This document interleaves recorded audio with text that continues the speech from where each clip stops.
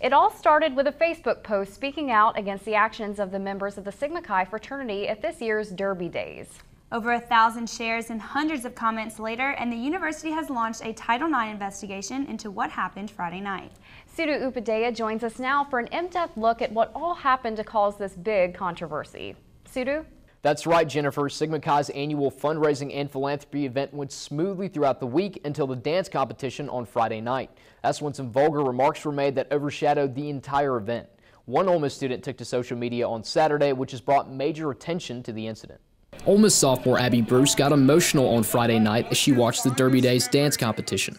I felt completely ashamed to be remotely connected with such an organization.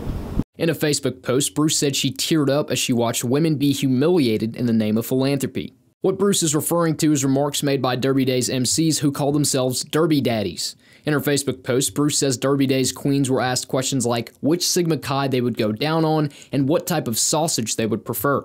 Listen here as the MCs refer to Alpha Delta Pi sorority member Bobbie Jo Davis by a sexual term. All right, Bobbie Jo, what's your nickname? Bobbie SHMURDA. So you're telling me your nickname's not BJ? We're going to go ahead and take BJ on that one. All right, Bobbie Jo. All right, I'll give you an easier question. What's your fondest memory of the Sigma Chi basement? Getting rowdy and neon. Hey, I know we've already asked that question, but we're going to go ahead and go with her nickname is BJ. While Davis declined to speak to NewsWatch about the incident, Bruce says many women might be afraid to speak out in fear of backlash. As a woman, we are taught to just smile and be complacent and accept what is given to us, and it's not okay. Sigma Chi President Clay Wooley says the fraternity did not do enough to stop the incidents from occurring and says the acts of the MCs fall on the whole fraternity. Wooley also responded to comments of the incident promoting rape culture. You know, those things never should have been said. You know, putting it into the category of rape culture, though, that is that is extreme, like you said. I mean, it's you know, it's supposed to be done out of innuendo and fun, and it got carried away too far this year and shouldn't have taken place. Since the post was released, the university has begun a Title IX investigation into the matter. The Office of Dean of Students released a statement Saturday saying, if substantiated, the behavior reported at this event clearly violates campus policy and one of the UM community's core values, which is for our students to show respect and dignity for all. UM Director of Equal Opportunity and Regulatory Compliance Rebecca Dressler also added, it is important that members of our community feel safe and supported. Actions that undermine that goal will not be tolerated. While he could not go into specifics, Wooley did tell us the MCs at the event are currently going through an internal judicial process and preliminary disciplinary action has already been taken. Wooley also told me he contacted all sororities involved in Derby Days to apologize about the vulgar comments.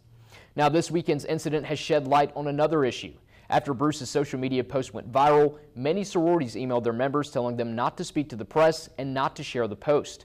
NewsWatch was sent screenshots of messages from Delta Gamma, Phi Mu, AO Pi, Tri Delta, and Kappa Alpha Theta asking its members not to speak to the press. We reached out to the 11 presidents of the Panhellenic sororities for a comment, and most did not reply because their national chapters do not allow them to speak to the press. We were also contacted by a former sorority member who was forced to drop from her chapter last night after voicing her opinion on social media against Sigma Chi's and Derby Days. The ex-member wanted to stay anonymous because she feared backlash, and she's not the only one with that fear. We interviewed another sorority member who wanted to talk on camera, but was afraid of what her fellow sisters would say.